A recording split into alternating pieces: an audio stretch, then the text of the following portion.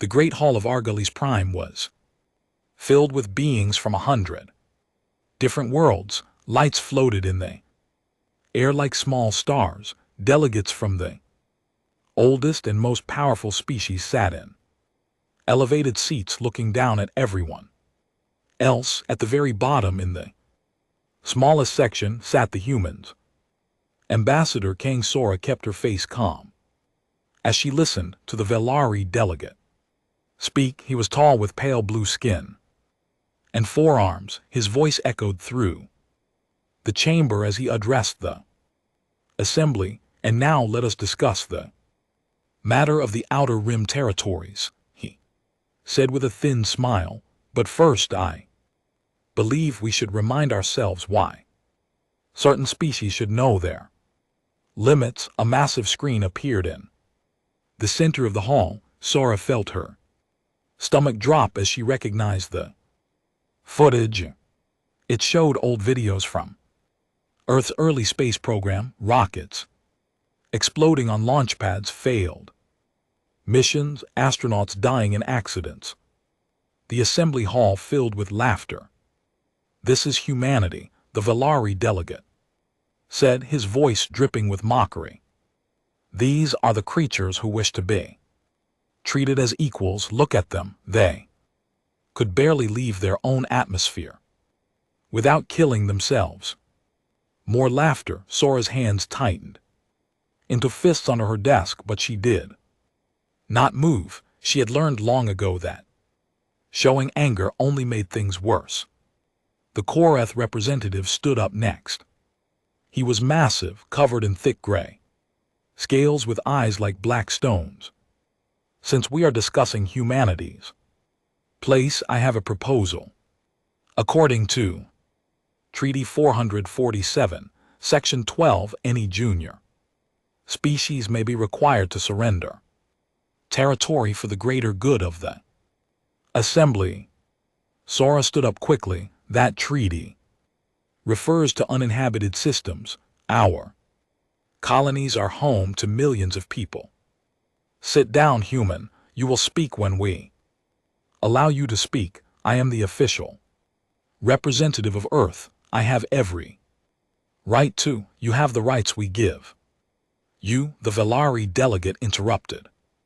Nothing more. Now the Korath proposal asks for 3 of your colony worlds. We will vote. The vote took less than a minute. Every species voted yes except Earth. The motion passed, but they were not finished. One more matter. The Velari delegate announced. Humanity has been developing faster than light technology at a concerning rate. We propose limiting them to Class 2 drives only. Additionally, their trade rights will be reduced by 60% to ensure they do not grow beyond their proper place. Another vote, another loss. Sora stood alone as the entire galaxy decided to push humanity even further down. Do you have anything to say, Ambassador? The Velari asked, clearly enjoying himself. Hundreds of alien faces stared back at her. Some were laughing, some looked bored. None showed any sympathy. For 80 years, humanity had followed every rule. They had signed every treaty. They had smiled through every insult, and this was their reward. No, she said quietly, I have nothing to say to this assembly. She walked out of the chamber. Behind her, she could hear more laughter. In her private quarters on the station, Sora sat alone for a long time.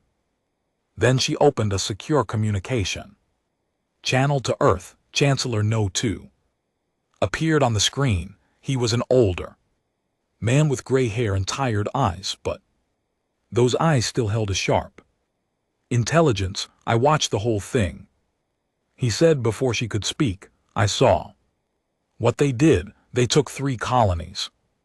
They cut our trade. They limited our technology. Sora and LT Unk and GT's voice finally cracked, and they laughed. Chancellor, they laughed at us. 2 was silent for a Moment when he spoke again, his voice was different, harder. Sora, I need you to tell me honestly, is there any path forward with diplomacy? She thought about the question carefully. She thought about 80 years of trying, 80 years of patience, 80 years of believing that if humanity just worked hard enough and followed the rules, they would eventually be accepted. No, she said, they will never see us as equals. They have decided what we are, and nothing we do will change their minds. Two nodded slowly. Then we have no choice. I am calling an emergency session of the United Earth Council. Tonight, I wanted to hear it from you. First, what are you going to propose? Operation Unbound. Sora felt a chill run down her spine. She knew what that meant. Every human diplomat knew about Operation Unbound, even though they never spoke of it. It was the plan that existed only for the darkest scenario. The plan that meant humanity had given up on peace. Are you sure? She asked. They made the choice for us. We just have to accept it. The United Earth Council met in an underground chamber in Geneva. 30 representatives from every region of Earth sat around a circular table. Chancellor Tu stood in the center and explained what had happened at the assembly. When he finished, there was silence. How long do we have before they come for our colonies? Asked General Bake Sanho, head of Earth Defense Command. The Kororath will probably send ships within weeks, Tu replied. Then we have no time to waste. The general looked around the table. I say we vote. Now, one by one, the representatives voted. Every single one voted yes. For the first time in human history, the decision was unanimous. At exactly midnight Greenwich Mean Time, automated messages were sent to every government in the galaxy. The messages were short and identical. Earth formally withdraws from all interstellar treaties effective immediately. This includes all 847 agreements signed between humanity and the Galactic Assembly. We consider ourselves no longer bound by any previous obligations. On our Goldus Prime, the Velari delegate was woken up by his assistant. He read the message and laughed. Let them withdraw, he said. They will come crawling back when they realize how alone they are. Humans are weak. They have always been weak. What can they possibly do without us? He went back to sleep, still smiling. He would not be smiling for long. The first week after Earth's withdrawal was filled with jokes. In the halls of Argolis Prime, delegates laughed about the foolish humans who thought they could survive alone. The Velari ambassador held a party to celebrate. He gave a speech about how humanity would beg for forgiveness within a month. But then something strange happened. Earth went quiet. No messages came from human space. No trade ships arrived at alien ports. The communication channels that had connected humanity to the rest of the galaxy simply went dark. At first, no one cared. Let the humans sulk, they said. They will return when they get hungry. 2 weeks passed, then 3. The joke stopped. What are they doing in there? The Kororath High Commander asked his intelligence officers. Send probes. I want to know what is happening on Earth. They sent probes. The probes vanished. They sent more probes. Those vanished too. They sent a spy ship with the best stealth technology in the galaxy. It crossed the border into human space and was never heard from again. Something was wrong. Something was very wrong. On Earth, the real work had begun. Yun Hana stood in the command center of Project Titan, buried 3 kilometers beneath the surface of the moon. Around her, hundreds of scientists and engineers worked at glowing screens. Data flowed across the walls like rivers of light. Activate the orbital platforms, she ordered, far above in the darkness of space. 12 massive structures began to move. For 60 years, they had been disguised as simple asteroid mining stations. The galaxy had scanned them 1,000 times and found nothing unusual. But the galaxy had never looked closely enough. The mining stations unfolded like metal flowers. Hidden sections opened up, factory lines powered on. Within hours, the construction of warships had begun.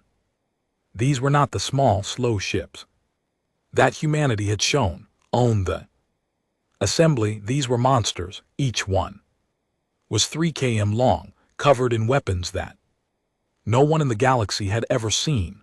They were called the Rathcla's dreadnoughts, and they had been designed for one purpose only: war. General Beck Sun and Ho watched the construction from his command center on Earth. Beside him stood a holographic display showing all of human space. 34 colony worlds blinked with green lights. Protocol Fortress is active on all colonies, his aide reported. Hidden defense platforms are online. Planetary shields are at full power. Sun Ho nodded. For decades, humanity had pretended to be weak. They had built small ships and slow engines. They had acted grateful for every scrap the assembly threw at them, but in secret, behind closed doors and beneath the surfaces of moons, they had been preparing. They had always known this day might come. Captain Shinmi sat in the command chair of the Silent Moon, the most advanced stealth ship ever built by human hands. Her crew of 50 worked in silence around her. They were deep in Korath space, watching and waiting. Captain, I have the Korath fleet on sensors, her tactical officer reported. Minji leaned forward. On her screen, she could see 200 Korath warships gathering near their border with human space. They were big ships with heavy armor and powerful weapons, the kind of ships that had conquered dozens of worlds. They are preparing to move toward Kepler 442b, the tactical officer continued. Our colony, how long until they reach it? At their current speed, approximately 3 weeks. Mi smiled. Good, that gives us plenty of time. She opened a secure channel back to Earth. The message was simple: enemy fleet located, 200 ships moving toward Kepler 442b, estimated arrival in 3 weeks. The reply came within minutes. Understood. Continue observation. Do not engage. Welcome party will be ready, back on our goalless prime. Panic was beginning to spread. The Koloth demanded answers. The Valerie called emergency meetings. Smaller species whispered nervously in corners. No one knew what was happening in human space, and that scared them more than anything. The Feli ambassador no longer laughed at his own jokes. He stood before the assembly with worry in his eyes. We should send a diplomatic mission, he suggested. Perhaps we were too harsh. We can offer them better terms. You want to apologize to humans? The Korath representative asked with disgust. I want to know what they are doing. The silence is disturbing. But no diplomatic mission was sent. Pride would not allow it. Instead, they told themselves that everything was fine. Humans were weak. Everyone knew this. Whatever they were planning could not possibly threaten the great powers of the galaxy. They were wrong. In the deep shipyards beneath Mars, Admiral Park Jun-ho walked through the construction bay of his new flagship. The HSS Vengeance stretched out before him like a sleeping giant. Workers moved across its hull, finishing the final details. Juho placed his hand on the cold metal. He was an old man now with white hair and deep lines on his face. He had spent 40 years serving in Earth's fleet, always smiling at aliens who treated him like dirt, always following orders to stand down and accept insults. Those days were over. Admiral, his aide, said the fleet will be ready in 2 weeks, 600 ships and the special weapons. Dr. Yun says the gravity cannons are fully operational. The quantum torpedoes are loaded. The adaptive armor has been tested successfully. Jun-ho nodded. For 80 years humanity had hidden their true capabilities. They had pretended to be centuries behind the other species. They had let the galaxy believe that human technology was primitive and human soldiers were weak. The galaxy was about to learn the truth. Send a message to all fleet commanders. Jun-ho said, tell them to prepare their crews. In 2 weeks we move to Kepler 442b when the Korath arrive. Expecting an easy conquest, we will be there to greet them. He looked out at his fleet, row after row of deadly warships built in secret over 6 decades. And then, he said quietly, the galaxy will finally see what humanity is capable of. The Korath fleet dropped out of faster than light travel near Kepler 442b. 200 warships, each one a veteran of a dozen conquests, spread out in perfect attack formation. Commander Vox stood on the bridge of his flagship, the Crushing Fist, and looked at the peaceful planet below. Scan for defenses, he ordered. His sensors officer worked quickly, then he frowned. Then he went pale. Commander, I think there is a problem. What kind of problem? Ships, sir. Human ships. Everywhere. Vach looked at the tactical display and felt his blood turn cold. Where there should have been nothing but empty space and a defenseless colony, there was instead a wall of metal. 600 human warships hung in perfect formation between his fleet and the planet, and they were big, much bigger than anything in the assembly's records. Humans do not have ships like that. They do now, sir.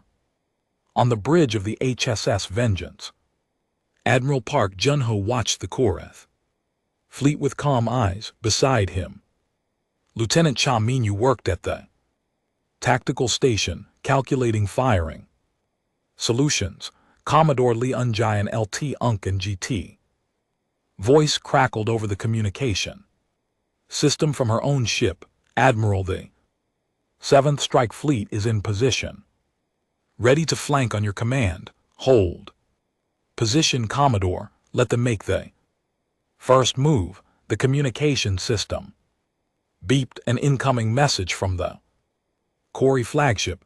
Jun-ho smiled slightly. Put him through. Commander Vach appeared on the screen. He was trying to look confident, but fear showed in his eyes. Human commander, this is a protected Korath military operation. You are ordered to stand aside immediately. This colony world belongs to the Galactic Assembly now. Resistance will be considered an act of war. Jun-ho stood. Slowly, he straightened his uniform and looked directly at the screen. Commander Vach, I am Admiral Park Jun-ho of the United Earth Fleet. You have entered human space without permission. You have brought warships to threaten our people. And you speak to me of war. He paused. You had 80 years to treat us as equals. You chose poorly. You cannot stand against the might of the Assembly. You are primitives. we are done talking." Jun-ho cut the communication. He turned to his crew, "All ships weapons free. Commodore Lee, begin your flanking. Maneuver, Lieutenant Cha, find me a way to disable their flagship without destroying it. I want survivors." The battle began, the first human weapons to fire were the gravity cannons, massive beams of distorted space reached out and crushed Korath.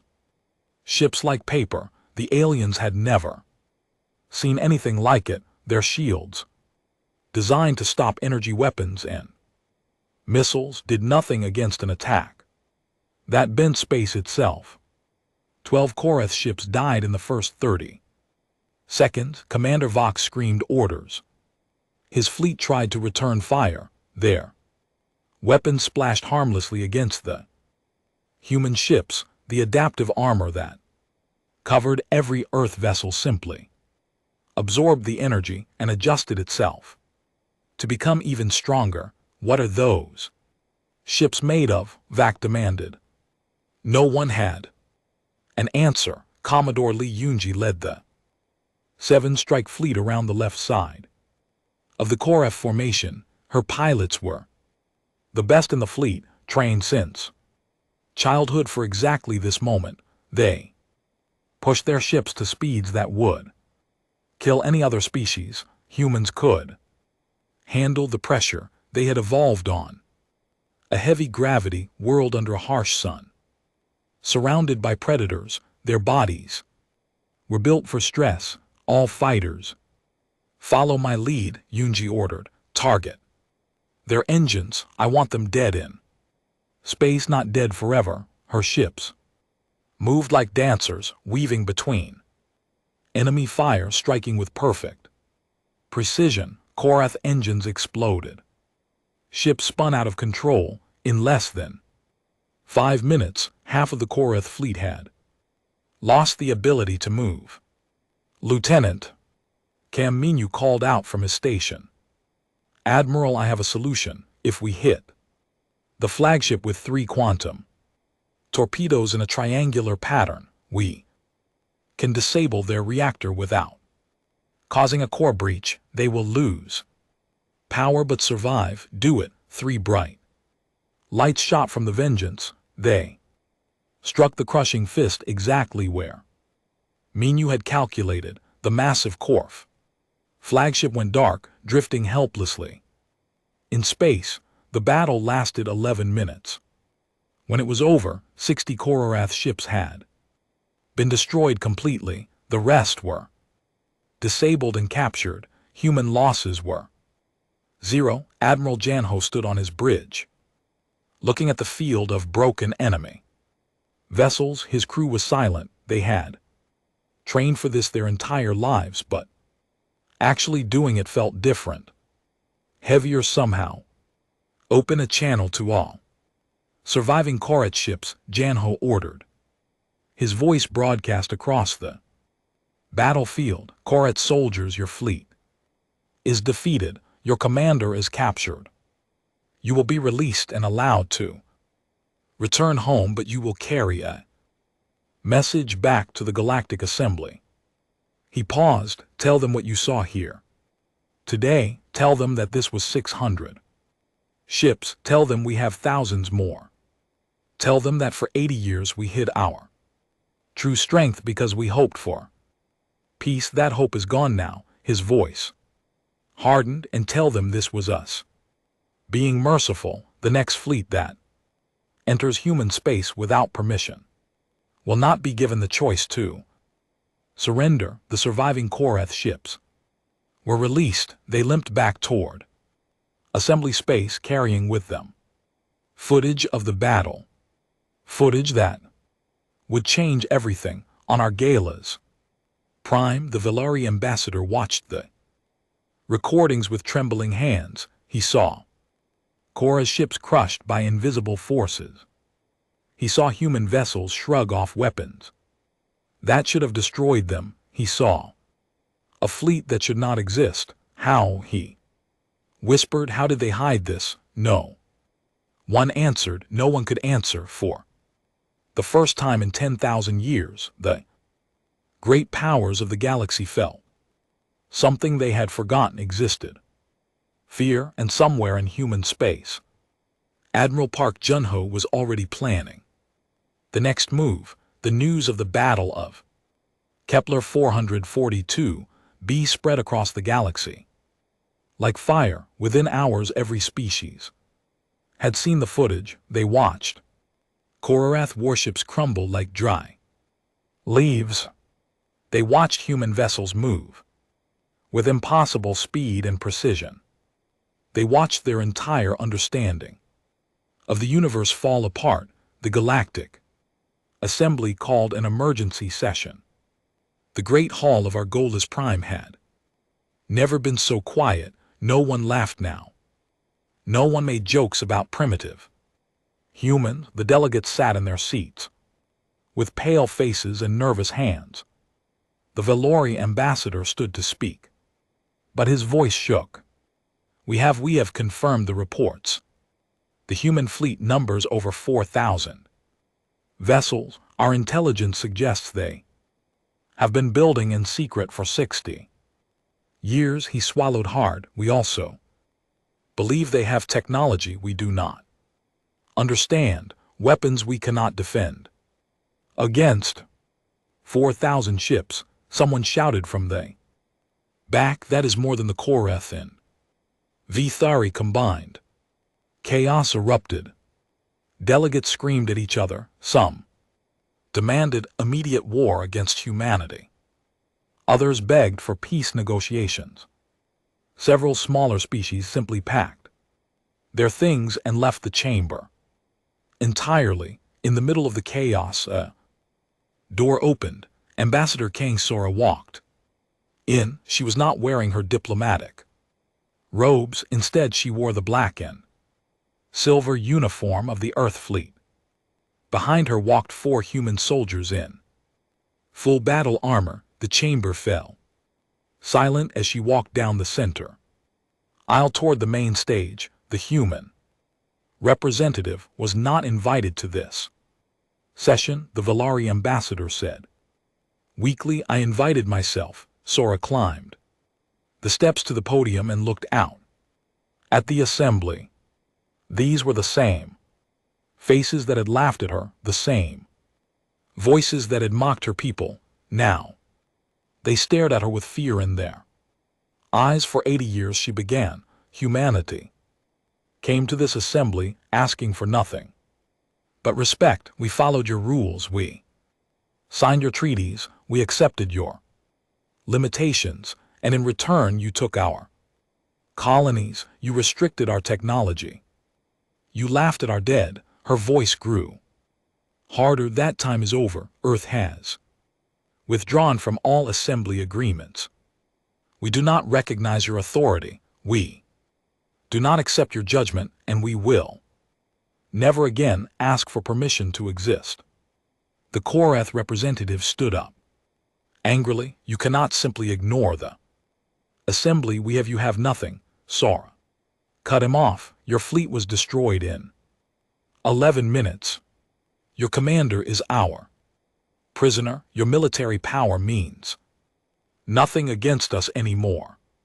She let that sink in. But humanity is not here for revenge. We are here to offer you a choice. On Earth, Chancellor No Chu stood before cameras that would broadcast his message to every corner of the galaxy. His face was calm but serious. People of the galaxy, he said, for 80 years humanity tried to earn your respect through patience and hard work. We believed that if we showed good faith, you would eventually accept us as equals. We were wrong. He paused.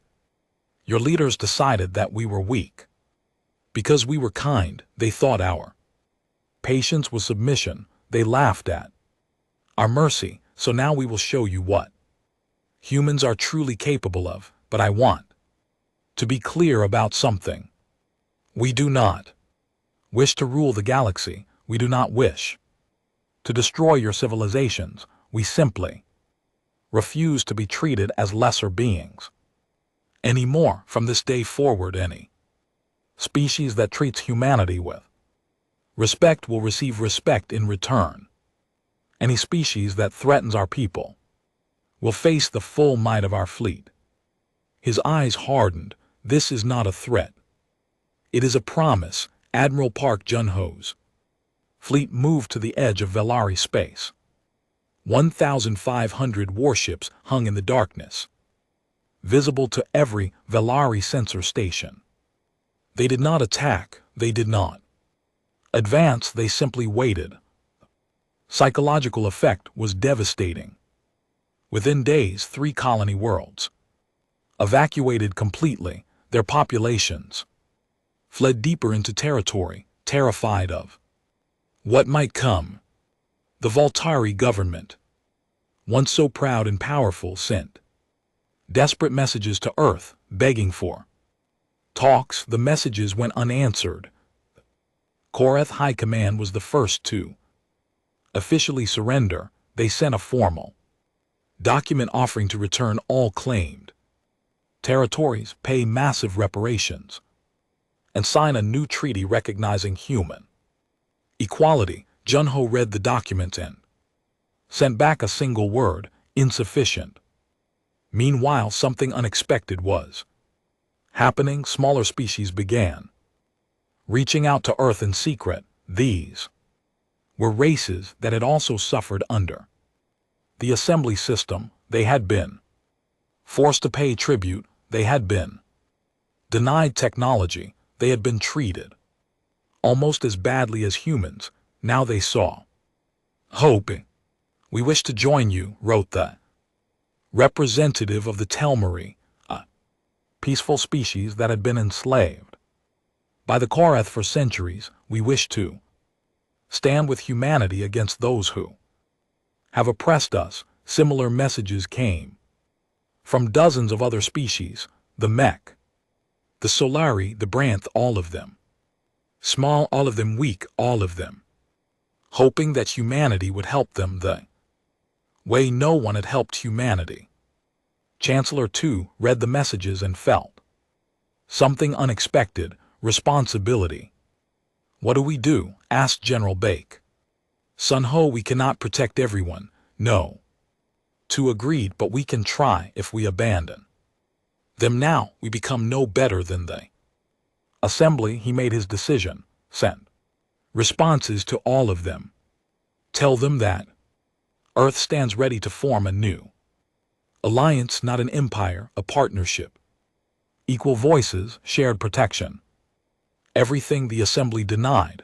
The Galactic Assembly was already cracking apart. 12 species formally withdrew their membership. Others stopped paying tribute. The Velari found themselves alone, their allies abandoning them one by one. The old order was dying and humanity was building something new. 6 months had passed since Earth withdrew from the Galactic Assembly. The galaxy had changed in ways no one could have predicted. The Assembly was dead. Its great hall on Argolis Prime stood empty, gathering dust. The Velari government had collapsed after their own people demanded change. The Korath military had been reduced to a fraction of its former strength. The old powers that had ruled for 10,000 years were finished. In their place, something new had risen. The Human Alliance held its founding ceremony on Earth in a massive plaza built for this exact moment. Representatives from 43 different species stood together under a bright blue sky. Some were tall, some were small, some had scales, others had fur, others had features that humans could barely describe, but all of them stood as equals. Chancellor Notau locked to the podium. Behind him hung the flag of the Alliance, a simple white star on a black background representing hope in the darkness. Today, he began, we create something the galaxy has never seen before. Not an empire built on conquest, not a council controlled by The powerful but a true alliance of equals. He looked out at the crowd. Every species here has known suffering. Every species has been told they were not good enough, not strong enough, not worthy of respect. The old assembly believed that power meant domination.